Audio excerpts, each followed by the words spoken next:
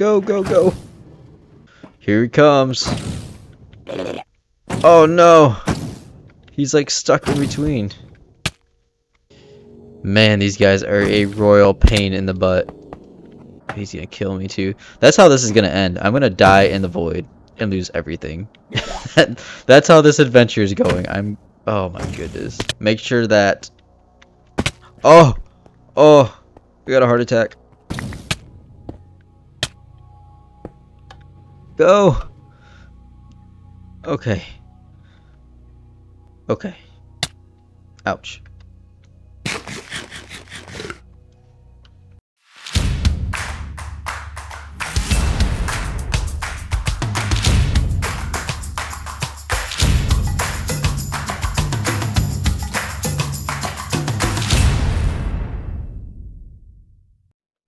Hello everybody, this is Feeks, and welcome back to the Limelight server. So, last episode, we kind of left off on a little bit of a cliffhanger, I guess. We were struggling really hard to get this shulker over to this farm, this farm right here. And yeah, we did get it. Those things go away. Need some gravity boots. We can do this. Yes! It took an insane amount of time, way more than what I thought. So much so, Taco had time to build this farm twice. He got it pretty much done, and then he found out that the whole farm was a few blocks too short, and then went through, tore it down, and rebuilt it again before we even got that shulker over here. Oh man, and that was quite the adventure. But anyway, yeah, you guys saw a good glimpse of what happened last episode, and mind you, I was not trying to make that take up the whole episode. I thought that was going to be like a 5-minute segment at the most, and yeah, I was not anticipating that much trouble out of that shulker. But yeah, after we got him to the overworld, we struggled there for a little bit. Alright, this is the other part that I'm nervous about. What's it look like over here? Okay. Yes! Oh, and he's in a minecart for some reason. Cool. It worked out. What? Oh, no you don't. No you don't. Do cats take fall damage? Where's my buttons? I've never seen a Enderman die by a rainstorm before. Oh no! I'm so sorry. Get out of here! Please go through the portal. Why is this like the one mob that can't go through with a minecart? And then we got him to the nether. Where is this guy? Yes! Yes! Okay, so this should be easy street as long as he does not kill himself. No! I got a long ways to go like this, guys. And then from the nether there, it was relatively simple to get him all the way to this farm. Wasn't too bad. But anyway, yeah, so this is our shulker farm. And it is working awesome. It's fantastic. So this is Ilmango's design. We decided to go with it because we wanted basically 2 people to be on in order to run this farm. So one person has to be here, the other one has to be in the overworld. And Ilmango's design had a chunk loader. That way you could AFK at the farm by yourself. We decided to skip that step and make it so this farm requires 2 people in order to use. And we'll go up here real quick and see. We only AFK'd at it for like a couple hours. Not even, I don't even think a couple hours, but yeah, we're swimming in shulkers now. So, and he made an insane I don't know why he did this, but he made an insane system here, storage system. So yeah, I don't even think we're ever going to use all of these, let alone all of those. So yeah, this thing's working great. So that project's done. I don't know whose this is, but I'm gonna take it. Yeah, so we got all that done out of the way. We're not going to focus on this anymore. This served its purpose. We ran it for a little bit. We're probably never going to need to run it again. So, yeah. Like I said, last episode, I was planning on, spending maybe 5 minutes on that little section right there, getting it up and running or whatever we had to do. I'm gonna die. Uh-huh. And then I was gonna show you guys progress on our base, because we made quite a bit of progress on it. And let's go ahead and head over there now, and I'll show you what we've done. And here we are. So as you can see, I've spent a little bit of time on this area, starting the forest. So yes, this forest is going to be a lot more dense than what it currently is. I just kind of went through, laid out some pathways. I want there to be tons of trees though. So like most of this is going to be blocked up by trees. And I want little pathways like this that are kind of forking and branching and going different directions. And obviously we want them to have a purpose. We're going to dress them up a little bit more. And that kind of stuff. But right now we're just using path blocks. I have this leading to a bridge. This bridge leads up, kind of dips down and goes across. We have another fork right here. I'm going to do something with that in just a little bit. And then this is what we've been working on right here. So this curves around. Alright. And this is still very much a work in progress. Actually, I got a fair bit more to do on it. But anyway, this is going to be the storage room. I think the first thing we need to build is a decent storage room. That way we can get all these boxes, which I have tons of them over here. And then a ton that's at the bouncy castle and just a bunch of other places. And we need permanent homes for all this stuff. So, yeah, that's where I'm at right now.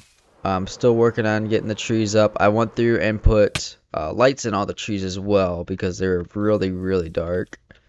And they just did not look good. But once I put those lights in, the only unfortunate part is they're pretty visible. But that's about the best I could do with what we have. And I think it turned out pretty good. So, but yeah, this, I'm going to go through real quick and add on the other section that I do already have designed out. And that way we can get a better idea of what we're working with. So let's get that popped on there. So like I was super confused because up there I saw like nothing. I was like, yeah. I was so close. I was like, man, I don't see anything. All of that up there is gonna be where all of our roleplay stuff goes whenever we're actually doing our channel. I'm really proud of this one. A kelp farm? Yeah.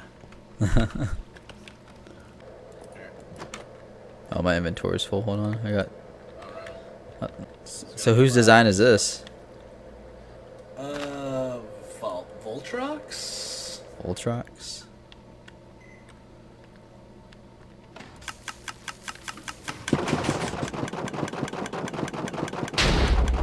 Oh, did I break it? Whoa.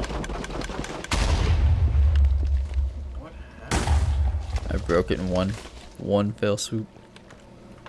Well, I'm sorry I came over here and broke your tree farm, man. No, you didn't do anything. I freaking should have never built this little room around it. You probably just got to reset it. So I'm trying to figure out how to reset it. Did you try breaking this this redstone block right here that's powering everything? Yep, there it goes.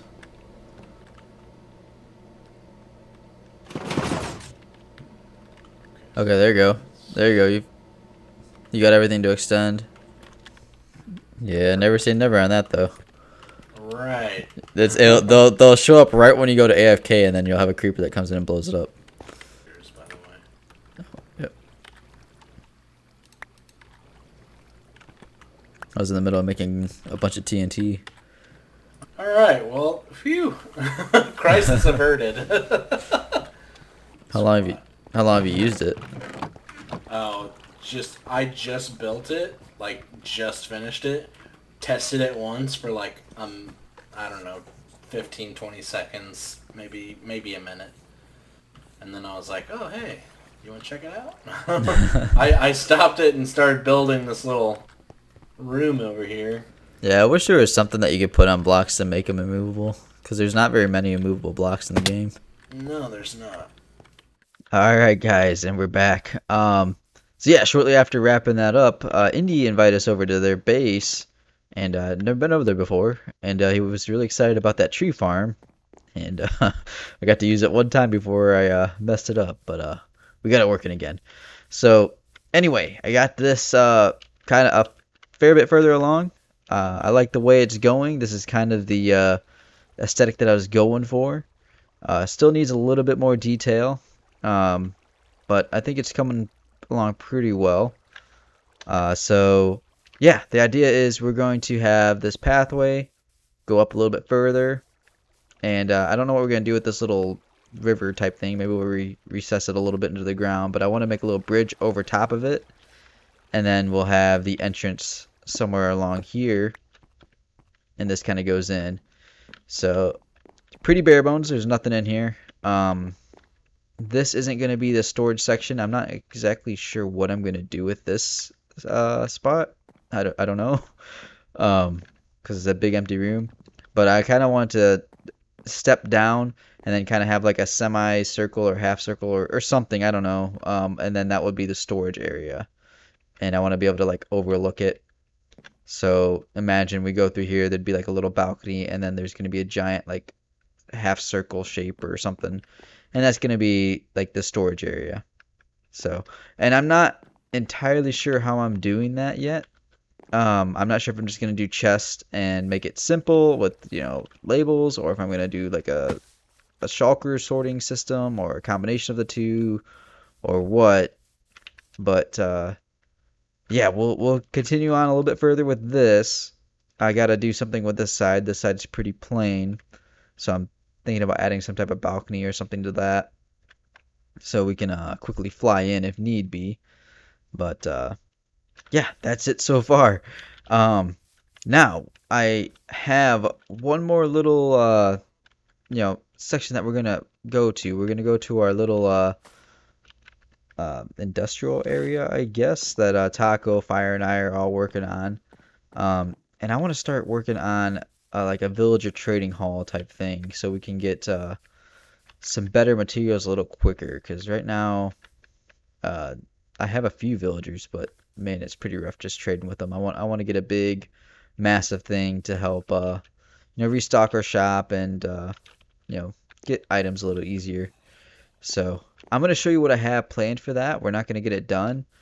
I am trying to shoot for a little shorter of an episode as opposed to 30 plus minutes like they have been. So let me show you what we got in store for what we're going to be doing.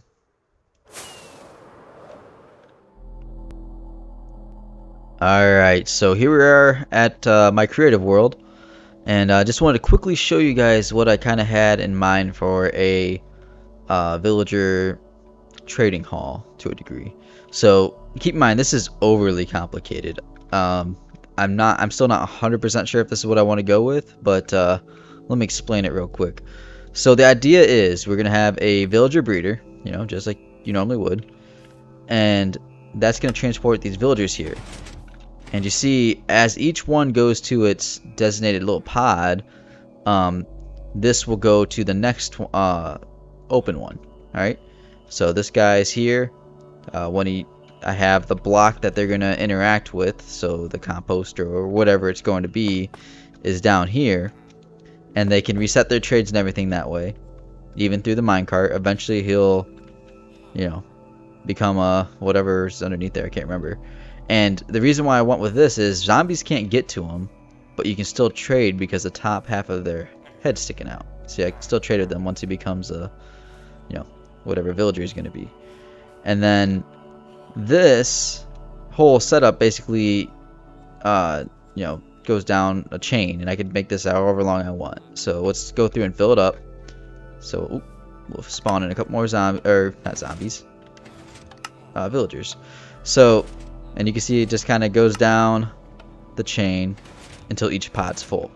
And now, if I send another guy right now, he'll skip every single spot and go wherever we want him to go.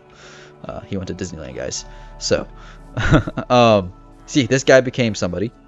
So he is now someone I can interact with, I can trade with, and he's good to go. So why are we doing all of this? So these guys, after they become cured and you get their trades and everything down, eventually their trades start going back up and they're no longer the cheapest. So you have to zombify and cure them. Okay, so normally that's kind of a pain in the butt. I know there's easy ways of doing it with just having the villager on a piston, and you drop them down and the zombie just interacts with them, attacks them or whatever. But I don't want to sit there and have to have, because I'm expecting to have a ton of these guys, right? A bunch of them. And that means I'm either going to have to have a bunch of zombies, and it's going to be kind of inefficient because, yeah, I could push a button, make the guy fall down, grab the potion and the apple and everything like that, and it'd just be kind of a pain in the butt. So the other way is I could design all of this, and whenever I need to cure a guy, say this guy is, or we'll just pick this guy, say this guy is bad, he's no longer the cheapest trades, we'll push that button, he'll go off, and yeah, he'll go through all this, but eventually he'll make his way back to the zombie, right? And then we can have a whole curing station. I have something similar in my single player world, and he'll become zombified, cured, and everything. And then whenever he's back to his cheapest trades, he'll go somewhere like this, and then he's back into his spot where he originally was. All right. Not the best. There might be a better way of doing it, I don't know, but so far this is what I came up with. But like I said, it's a lot of redstone. I'm not sure if it's worth doing all of that, but I'm kind of leaning towards it the more I mess around with it. So I don't know, that's what I got. That's what I may or may not be working on. And then you can see it's kind of bulky. Like if we were to have two halls back to back, we're talking 14 blocks. The next hall would start somewhere over here, so it'd be a huge gap in between. I might be able to condense this some other way, but that's kind of the issue. And all of this right here is just to trigger the minecart going. I could either do a simple button like this and eliminate all of this half, or I kind of want the buttons right here, so that's what all this does. I don't know, but yeah, that's what I have in mind. So alright, so I'm on my single player world now, and I just wanted to kind of illustrate a little better about what I was talking about as like a central queuing location. So I kind of did something similar in my single player world, not as extreme as what I'm going to do in the SMP, but alright, so this guy is damaged. He's not well, he might be the cheapest, but that one might be able to get cheaper. So anyway, so we have two buttons, right? He can either be accepted or rejected. So if we want to reject him, we push this button. He'll take damage from the zombie. He'll come back this way.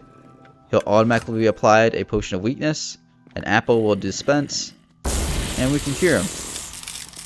Easy peasy. Alright, and then you can just keep repeating that process until he's the cheapest trade you can get him as, and then send him to whatever spot you want him to go to. So this is the way I have my hall set up, but I'm gonna need something way larger on the multiplayer server because there's a lot more people. But yeah, anyway, let's get back to the Limelight server. Alright, so we're back on the server. So I already have kind of an area already dug out and everything. Was starting to work on the structure and all that kind of stuff.